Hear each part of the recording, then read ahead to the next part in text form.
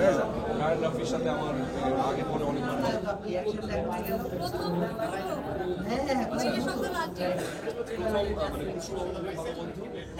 Back to back দুটা বেশ ভালো ছবি করেছি এবং সেটা ন্যাশনাল অ্যাওয়ার্ড পেয়েছে। আরেকটা তো একদম আমার মনে হয় যে ডিজিটালি প্রথম ছবি লালটি এবং বেশ বড় পুরস্কার পেয়েছে। তো ওর সাথে যে দুটো ছবি করেছি দুটাই কিছু জনতা পেয়েছে এবং বেশ ভালো ভালো ছবি হয়েছে। সো আমি ওয়েট করছি যে আমার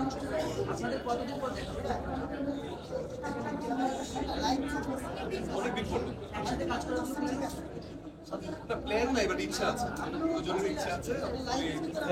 বলে মিলে গেলে আমরা একদিন হাতে দিয়ে দেন না, হাতে দিয়ে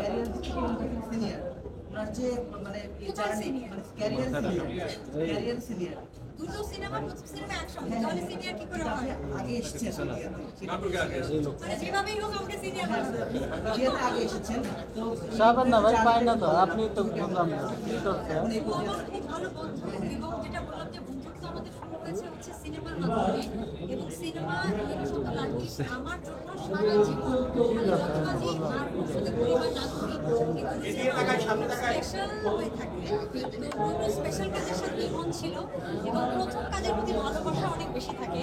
ওইবারের প্রতি আমার বন্ধুত্ব সুলভ যে সম্পর্ক অথবা যে ভালোবাসা, এটা আসলে সারা জীবন থেকে আমরা একসঙ্গে কাজ করি। আর না আচ্ছা, বন্ধুত্বের কথা হচ্ছিল যেহেতু আমি দুজনের কাছে জানতে চাই বন্ধুত্বের কথা হচ্ছে যেহেতু দুজনের কাছে আমি বন্ধুত্বের সংখ্যাটা জানতে চাই। প্রথমেই নিজের কাছে জানাচ্ছি যে আসলে আপনার কাছে সরান না ভাই। মানে কুসুমের সাথে আমি যখন কাজ করছি তখন ডেফিনেটলি বন্ধুত্বটা ছিল না, কাজ করার পরে আমাদের বন্ধুত্বটা শুরু হয় এবং কাজের পরে আমরা বেশ ভালো বন্ধুত্বপূর্ণ সম্পর্কে এখনো আছি। অনেক বছর পর দেখা হলেও ওর সাথে একটা আন্তরিকতা সবসময় থাকে, ভবিষ্যতেও থাকবে। যখনই আমাদের দেখা হয় না কেন আমরা সেই স্মৃতি চারণ করি লাল দ্বীপের হইল শব্দ। সো এই যে এখন হুট করে দেখলাম, আমি জানতাম যে কুসুম এসেছে, তো দেখেই খুব ভালো লাগছে। তো আমার কাছে বন্ধুত্বটা এরকম যে অনেক বছর পর যদিও দেখা হয় মানে সম্পর্কটা যেন মানে মনে হবে যে পুরনো, মনে হবে যে একটু আগে দেখা হচ্ছে আমাদের সম্পর্ক।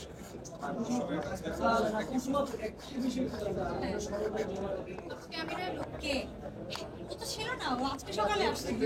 কি করে? ও তো দেশেই ছিল না। দেশে ছিলাম না, বাট আমি ডেফিনেটলি যখন রিলিজ হবে ও নিশ্চয়ই দেখবে। ও তো ছিল না।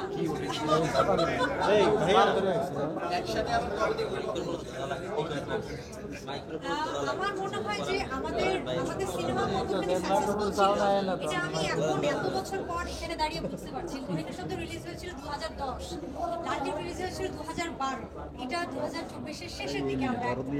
এরপর আপনারা মহিলা শব্দ লালটি নিয়েই বা আমাদের ইমনকে নিয়েই প্রশ্ন করছেন আমাদের ইন্ডিভিজুয়াল কাজ বাদ দিয়ে। এটাতেই বোঝা যাচ্ছে যে আসলে আমাদের একসঙ্গে কাজ করা উচিত।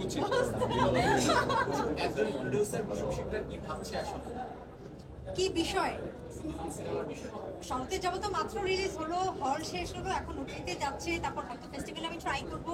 এখন অনেক কিছু বাকি আছে শরতে যাওয়া নিয়ে, তারপর নিশ্চয়ই নেক্সট প্রজেক্ট। সময় আসলে যেহেতু অভিনয় করা হয়েছে সেই পরিচালক হিসাবে তারা আত্মপ্রকাশ করেছে, আসলে দুটার মাঝে আসলে কোনটা নিজেকে আসলে টানছে?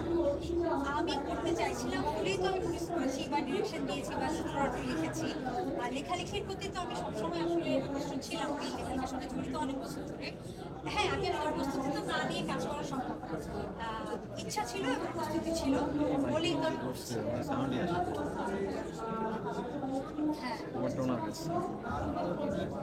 নাটকের কথা এই মুহূর্তে বলতে পারছি না, মুভির কথা আমি এই মুহূর্তে বলতে পারছি না। অবশ্যই মানুষের কোনো কাজ হলে আমি সেটাকে প্রায়োরিটি দিয়ে করবো, বাকিগুলো এখনই বলতে পারছি না।